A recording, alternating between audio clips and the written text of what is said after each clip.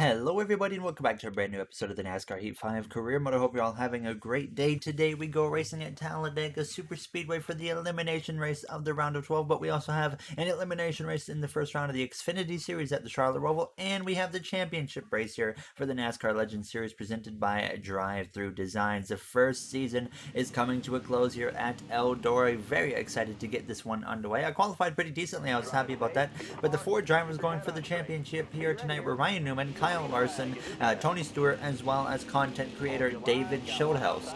It was looking like it was probably going to be Ryan Newman picking up the championship. He's been dominant all season long. I was personally hoping that David Schildhouse was going to pick up the championship, and he was right up there in the mix in the early laps here, spicing it up with Ryan Newman. But Newman, unfortunately, just as usual, had a tremendous amount of pace in his car compared to the other guys, and would eventually be able to start opening up a gap there. As you see him putting some pressure on Schildhouse, Kyle Larson was currently up there in front of that championship battle here as we came through out of turns 4, but Newman would start to drive away, and as we came through later in this race, Michael Cozy Jr. was out front of the field driving away from everybody, looking for his very first win here in the NASCAR Legends Series. And now as we came through a little bit later on at lap 6, I'm trying to make a pass there on Moonhead.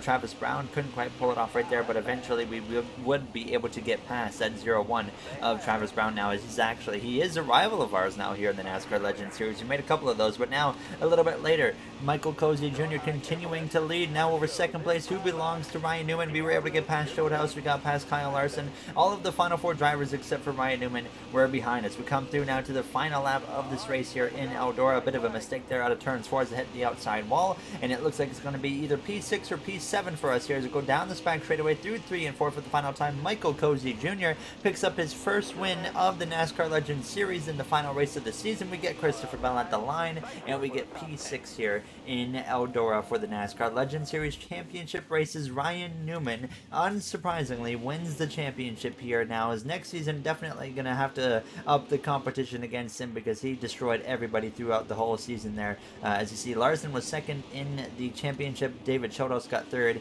and Tony Stewart was the slowest of the final 4. So a bit of a surprise there. I thought Stewart was going to be a bit better, but now we come through into the Xfinity Series first round elimination race here with Paul Menard behind the wheel, of course, and we had Kevin Magnussen on pole here at the Charlotte Roval. Of course, Magnussen always going to be strong when it comes to road course racing, so we're going to have to keep an eye on him here throughout this race to see how he is able to hold on potentially to a win here once again in the Xfinity Series. Now, this is the first time he's made the playoffs in his Xfinity Series career, now has a chance to pick up a victory now as we would go off into turns 1. Menard immediately makes a bit of a mistake, got into the back of the 20 of Rajah Caruth there, but other than that, he was able to keep it pretty clean for the most part here as it goes down into now turns 3 towards turns 4, but just trying to play it safe, keep the car clean here on the opening lap is really always the goal for Paul now, as he was just not making too many mistakes, not being terribly aggressive here, just trying to make sure that car stays in one piece here through the first few corners, but he would really get on the attack as he came through back onto the oval portion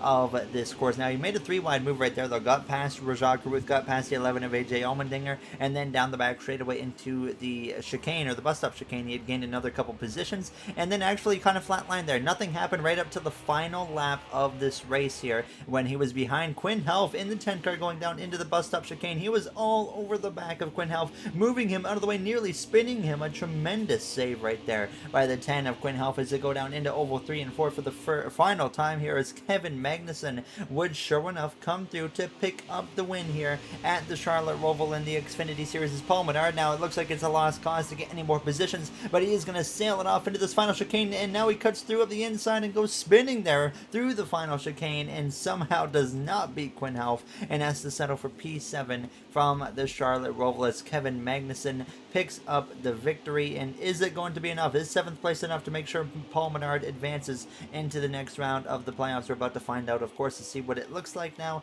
as you look at the rest of the finishing order beforehand. Now is at the very bottom of the order, we got Mike Harmon there. So I can confirm that it sure enough would be enough to get us into the next round of the playoffs. Not by a whole lot of points. We only made it by 3 points into the next round with Menard behind the wheel. Allmendinger, Sieg, Gibbs, and Williams all get eliminated. Magnussen wins his way in, as well as Carruth and Sheldon Creed. But now we come through into the Cup Series here. No qualifying when it comes to Talladega, so we're just going to jump straight into the race as we get ready to set the grid for the round of 8 in the playoffs.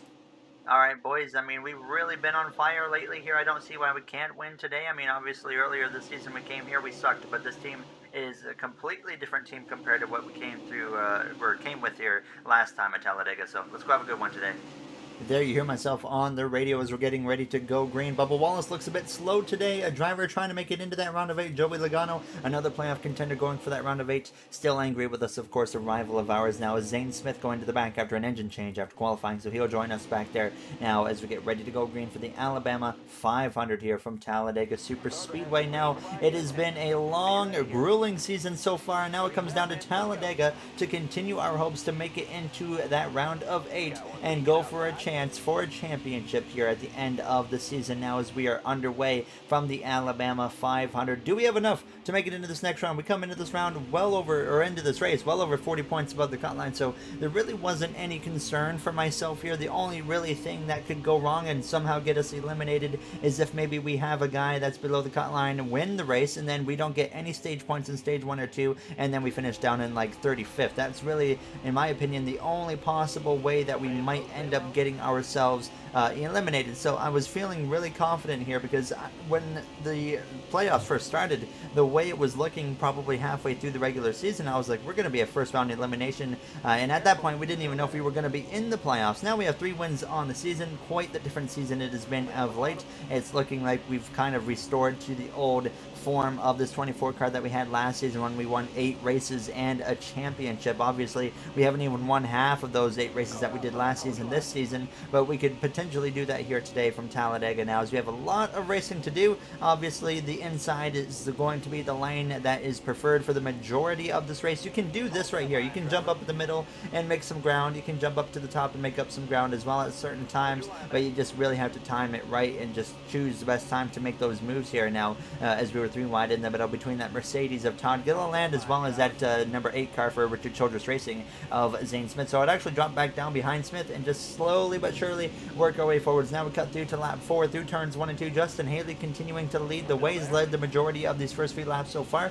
and we were now up inside the top 30, passing that 17 of Chris Buescher. We had a playoff driver behind us as actually we have a spin behind us. Timmy Hill goes into the inside wall. Caution comes out for the first time here today from Talladega Superspeedway now as nobody's going to be coming into the pit lane. Of course, we're all going to be staying out and getting ready to go back green on the inside line from P27.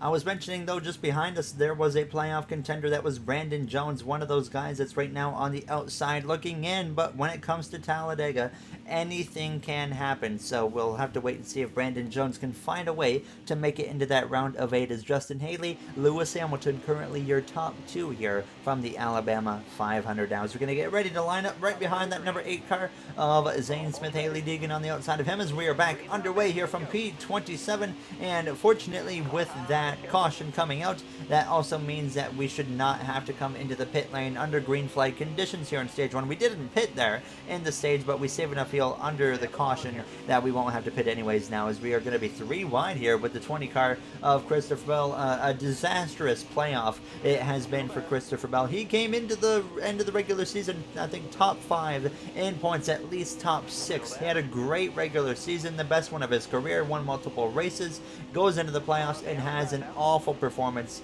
Very unfortunate for him. He was a first round exit now, as obviously when we come to a track like Talladega, that opens up the door for maybe another surprise exit here today. Now, as I mean, you can see Denny Hamlin, who's in his final season, get eliminated today. You can see us somehow get eliminated still. Maybe even Kyle Busch, if the perfect scenario happens to go wrong for him now, as we come through this tri-oval up the inside of the one of Noah Gragson. A bit of a stack up there in the middle line that was allowing me to just slice through on this inside here. And now we were up inside the top 20 with just 7 laps to go in this first and opening stage. There's still 3 wide. We're side by side with Chase Elliott, our Hendrick Motorsports teammates. He's now 4 wide behind us, but Elliott, we really want to see him advance into this next round. Obviously, you guys know by now he's going to McLaren next season in our career mode, our final season, being a teammate with Chase Elliott here as we go down into turn 3. Now on lap 9 of this race, Kyle Busch, sure enough, finds a way out front no matter what track it is here. So he was leading over second place of our rival of Joey Logano. Now there's a spin behind us. The 29 of Cole Custer goes around. William Byron, our Alliance teammate who's trying to make it into this next round, actually gets a bit of a piece of that. Caution comes out, and this is actually now going to bring everybody into the pit lane anyways. We're all going to take 2 cans of fuel as well as 4 fresh tires as Kyle Busch and Joey Logano lead the way currently now, as we are hoping that we can at least come out of the pit lane on the inside. That did not happen. Unfortunately, you see everybody's positions change except for ours, and we remain on the outside. So getting ready to go green from the 8th position now as the green flag is back out. And once again, we are underway now, and it is only 2 laps to go in this first opening stages. We're right behind that 41 of Brad Keselowski. So far this round has been swept by Stuart Haas racing. There's Denny Hamlin, gets aggressive. He's going to go up the middle there, make it 3 wide between the Red Bull of Christian Eckes and the 41 of Keselowski. But Keselowski won last time out here in the career mode. And then, of course, we had the number 10 of Matt DiBenedetto start off this round of the playoffs with a victory as well. Now, as you see me getting very aggressive here now, as we're going to make it 3 wide down this back straightaway. I was trying to link up with my teammate Kyle Larson, and looking back at it, this was the very wrong call to make. Now, as I'm getting a push from Matt DiBenedetto in the number 10 car here as we come through turn 3, and now to turns 4, we're going to look to the outside of the 5, but then I get to the wall, and then I get to the 5, and I hit the wall again and do some damage to the right side of the car. We've got some damage to the back side of the car as well from that big push from DiBenedetto, and now we drop down to P15 as we come through to start the final lap here in stage 1. Now as I kind of slice up the inside there of the 5 of Kyle Larson in that Brandt Chevrolet Camaro here, as we are still going to be teammates with Larson next season, by the way. Now as we close in on the back of Gregson, I jump up once again to that far outside and get linked up here potentially with Kyle Busch now, as we're going to be kind of hung out though right here as we go down this back straightaway. So making that move to be with Kyle Busch actually ends up screwing us over here, because now as we go down into turns 3, we have no help whatsoever, and we are just hung out to dry, and we are going to fall all the way down the order until we can find a way to slip down into that second line. Here comes the 3 of Austin Dillon, and this is going to be our chance right here as we exit turns 4 down the front straightaway for the final time here in stage 1, and it looks like Timmy Hill is going to come through to win the first and opening stage from Talladega Superspeedway, and we come through for an extremely disappointing P29 here from the Alabama 500. Well, we got a good car, guys. I mean, you can kind of see that right there. We drove our way to the front, or at least to the top 15, top 10, no problem. But that was on me there, choosing the wrong line. I apologize. I'll make up for it here in stage 2.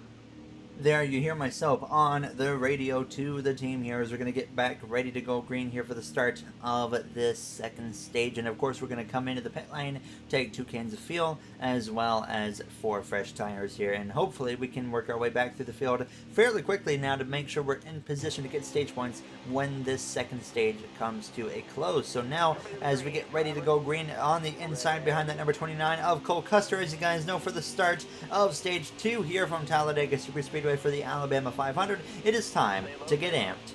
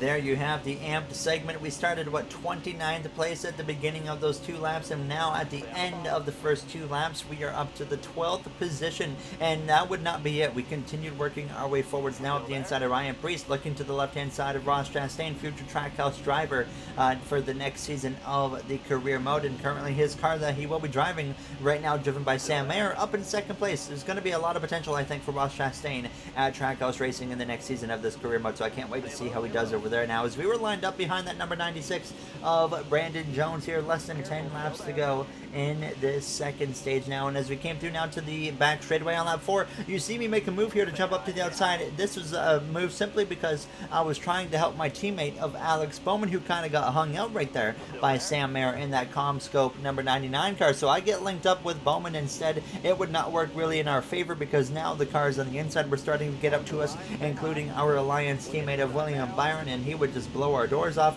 Then Haley Deegan was coming through to the inside as well, so she got past, and then we were 3 lined up the middle between the number 4 and the 96 of Brandon Jones, but the caution comes out with a handful of laps to go in this second stage, and this is going to force a few people to the pit lane, but you can clearly see mixed strategies already, and I was deciding right here that I was probably going to stay out just to make sure that we can get some stage points and make us pretty well safe going into that third and final stage, so we do not have to worry about any scenario of where we could potentially find ourselves eliminated from this playoff. So you can see as I look down through the order, very mixed strategy. Everybody not really sure what they want to do. About 22nd, I think it was, on back. It was pretty consistent with staying out. But either way, we come through to now start P5 after staying out there. So we gain 2 positions because of that. And that will set us up on the inside line nicely here for what could be the final restart of the second stage here. Now, as there's just 3 laps to go when we cross the line.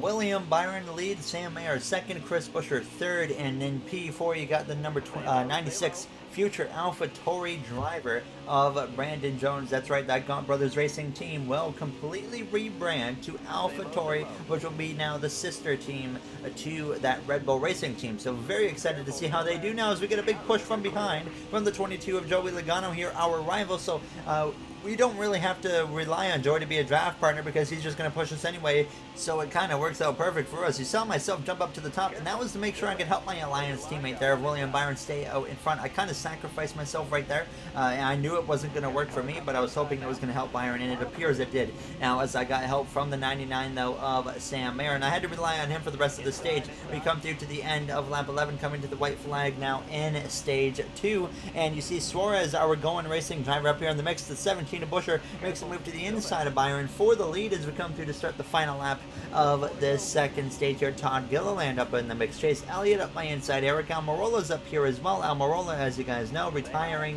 at the end of the season here from the career mode. No one really knows yet what's going on with that RPM race team, so we'll have to give it some time and wait and see what happens. They could potentially take on a driver like Max Gutierrez or something, give him the call up and see what happens. They could be switching manufacturers as well, so going to be interesting to see what happens there as we come through turns 3 and 4 for the final time here in stage 2. I mean, we were stuck on this outside the whole end of the stage, all because I wanted to try and help William Byron, who's not even going to end up winning the stage after I had tried to help him. Now, as it's going to be Todd Gilliland in that front row Mercedes leading the way out of the trial, he will win stage 2. Custer even gets Byron at the line, and we come through to cross the line to finish in the 8th position here in this second stage from Talladega Superspeedway. So still pretty happy to get 3 points at least now, as this should really make us for sure at this point safe in this final stage from any scenario, and I don't think we are going to get eliminated no matter what here from this round of 12. Of course, coming into the pit lane, you take 2 cans of fuel as well as 4 fresh tires. No adjustments necessary when you come to a track like Talladega or Daytona, really. I mean, you can crank up those tire pressures, and it actually does help with speed, but I don't really like to use that to my advantage when it comes to career mode. That's only a thing you'll see me use maybe in the Nitro Racing League every time I go to a plate track at Daytona or Talladega. Now, as we're going to get ready to go back green here from the 8th position for the start of this third and final stage here in the Alabama 500. fun it is. We are back underway. The final stage before the round of 8 grid is set. Is Chase Elliott going to make it? That's definitely going to be a big addition to our team of Hendrick Motorsports if we can get Elliott in that next round, as he's 3 wide currently with Bubba Wallace, who's been way off the pace today and is going to be in need of a tremendous stage 3 right here, maybe even a win if he wants to advance into the next round of the playoffs. But what in the world is going on in front of us? 4 wide for second place on the very first lap of the third and opening stage,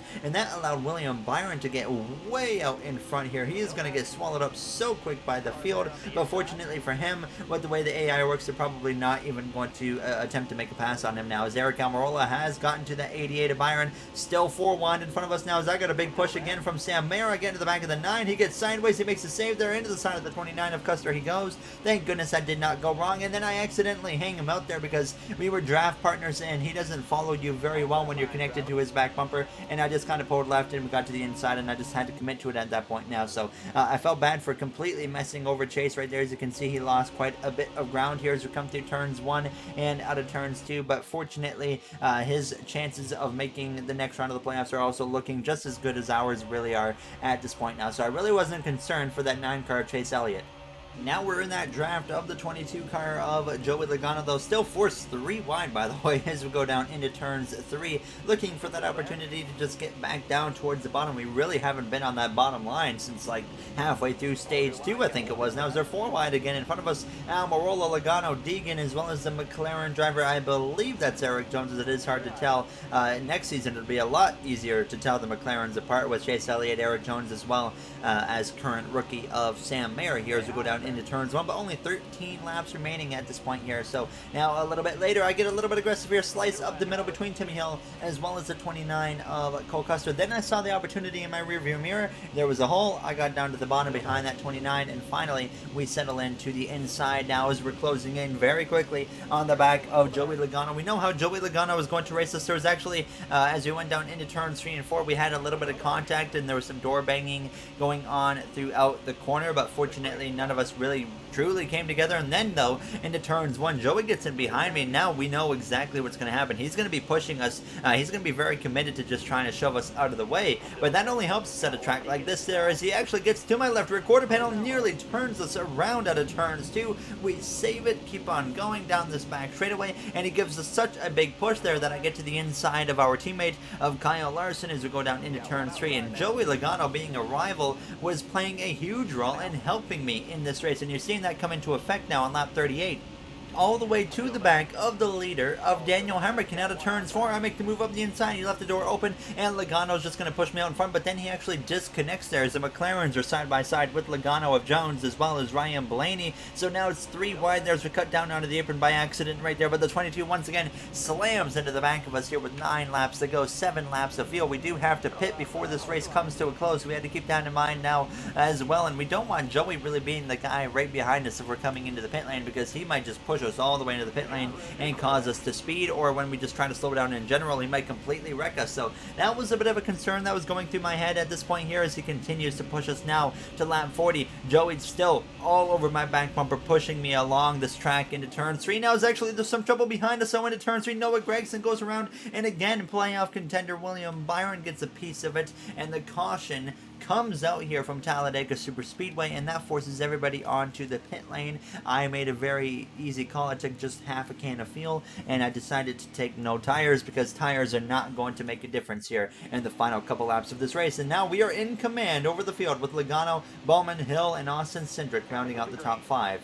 Can we hold on to get our 4th win on the season? We are about to find out. Still 5 laps remain. That is plenty of time for something to happen now. As of course, I was at the point now where I really want that 22 of Joey Logano lined up behind me. You even see me jump up to the outside here for a brief moment, then actually jump back down in front of that number 48 of Alex Bowman. And look at the horrendous restart Joey Logano just got.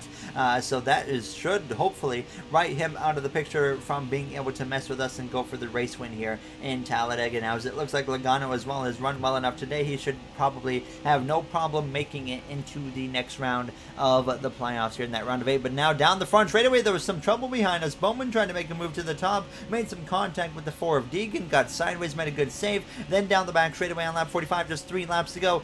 Austin Cindric gives a huge push to the number 4 of Haley Deegan down the back straightaway. I jump back down in front of the number 02 McLaren of Eric Jones, and now Deegan out in front, but we're going to have such a big push from that McLaren that we will retake the lead here coming to the final 2 laps of this race. Now a lap and a half to go. Bowman has to run down the back straightaway. I go up to cover, then I see the run coming from behind, so I jump down to the inside again in front of the McLaren. He jumps up to the middle, and that brings Joey Logano back into the picture. Bowman to the lead for a brief moment, but now we're going to be side by side with Joey Logano giving us a huge push. I hit the apron there, that kind of messed us up, and now Bowman has to run again, so out of turns 4 we are forced to get right up on that quarter panel, side draft him, and then get another push from the 22 of Joey Logano. And as we come through to start now the final lap here from Talladega, we are clear over Alex Bowman, and 1 lap remains here in the final elimination race of the round of 12 as we come through turns 1 and 2 for the final time. We've won at Talladega a few times already in our Cup Series career, now trying to do it once more now as we exit turns 2.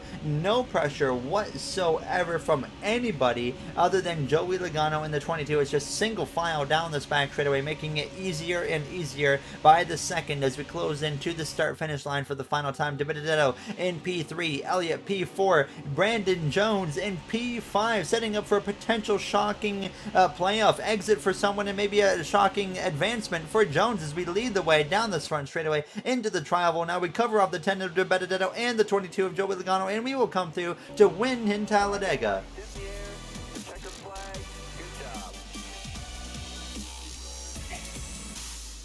Win number 4 on the season. Honestly, did not think we were going to get 4 wins on the season considering how it had all started, but very, very happy to pick up that 4th win, and hope, of course, that you guys are as well happy about that now. So very, very happy about that. And now, of course, that is going to only help us with the point situation going into the next round of the playoffs, as we just picked up another 5 playoff points, I think it was. So definitely looking pretty good for us now in the Alabama 500 with this race victory. So now we're, of course, wondering, what is the playoff grid situation looking like? We're about to get a look at it here in just a moment now as we blow the engine there during the burnout. But of course, we've got to check out the finishing order to see what happened there.